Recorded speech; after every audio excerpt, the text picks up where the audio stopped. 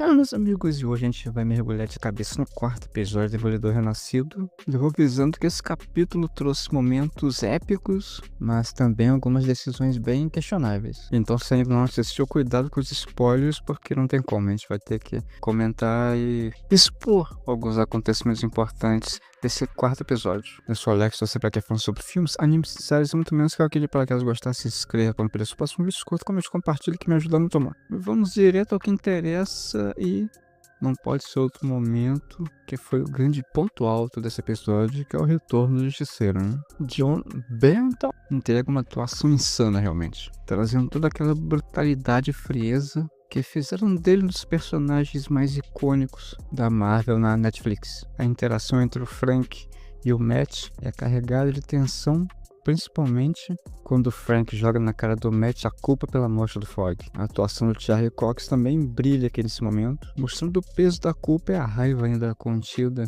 de um Demolidor ainda meio que hesitante em voltar à ativa. Esse jogo psicológico entre os dois é, de longe, um dos momentos mais impactantes, né, e importantes também do episódio. O ponto negativo aqui ficou pela mudança do dublador, né, do Justiceiro.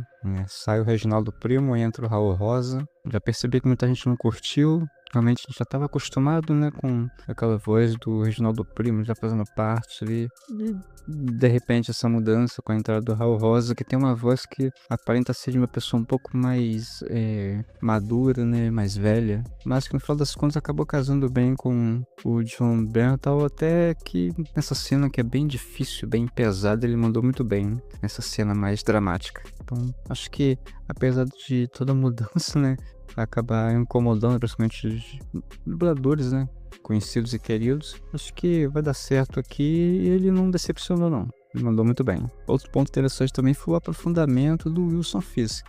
Agora como prefeito de Nova York, ele precisa lidar com traições dentro do seu próprio círculo. Aí tem uma cena muito boa quando ele descobre o vazamento de informações importantes, então ele acaba descobrindo que foi um assessor que vazou essas informações confidenciais. Aí o bicho dá um show realmente, resolvendo a situação de uma forma que apenas o rei do crime conseguiria resolver. Aí também o assessor, né, o grande puxa-saco da série, também saiu muito bem, né? Assumiu a culpa, ganhou uns pontos com o chefe, mostrou que é um cara que ele pode contar, né? Um cara de confiança, então ele não afastou o cara, deixou ele perto, viu nele um potencial muito grande. Um puxa-saco daquele nível é bem difícil de se encontrar hoje em dia. O rapazinho ali perto dele que vai ser de grande importância um dia, mas ameaçou o cara de uma forma assim, assustadora realmente. É meio que um lembrete brutal, né, mostrando que atrás daquele terno elegante do discurso político ainda existe o monstro que a gente conhece. A forma como a série tenta equilibrar, né,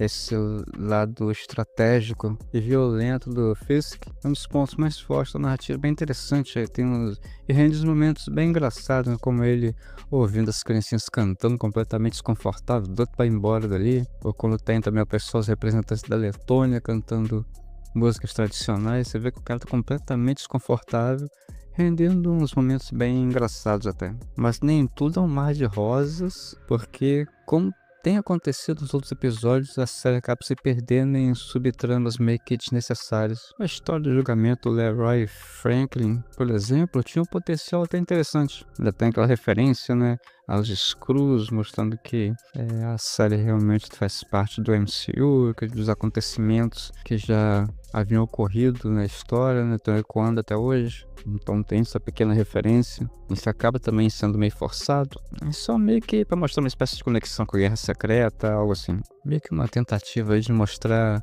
que o sistema tá falhando, né? Ele tá quebrado em diferentes níveis, desde o caso do assassinato do Hector Ayala, que é um crime terrível, até algo de menor periculosidade como o roubo de pipocas caramelizadas. Então tem meio que esse paralelo que tentou traçar ali para mostrar que esse sistema que o Matt estava tentando ter confiança e acreditar realmente ele é falho, não tem jeito. Essa parte do Leroy realmente é bem chata, assim como a terapia de casais do Wilson Fisk com a Vanessa, que pode até ganhar um pouco mais de relevância depois do aparecimento de uma figura importante no fim do episódio. Outro ponto fraco, sim, é a revelação do vilão Neon Muse. A série fica tentando criar um ar de mistério em torno dele, mas a forma como ele é apresentado, meio que torturando uma vítima meio sem muito contexto, pareceu meio que jogado ali de qualquer maneira só pra tentar causar alguma espécie de choque.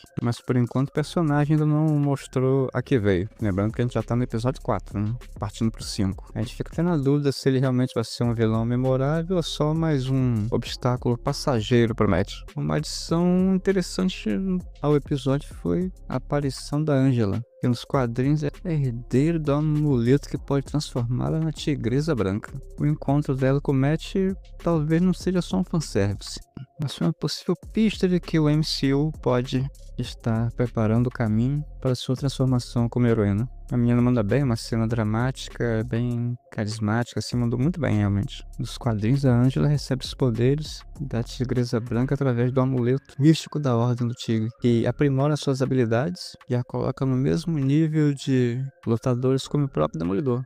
Então a gente tem uma expectativa se ela realmente vai ser mais uma heroína urbana a chegar na série. Por fim, a gente ainda tem uma reviravolta bem interessante envolvendo a Vanessa e o Adam. A revelação que o Wilson fez que mantém o Adam preso ao invés de tê-lo matado. Adiciona uma camada extra esse relacionamento dele com a Vanessa. Isso mostra que mesmo no poder, Fisk ainda não está totalmente no controle emocional. O que nos faz perguntar até onde a Vanessa vai manipular essa situação.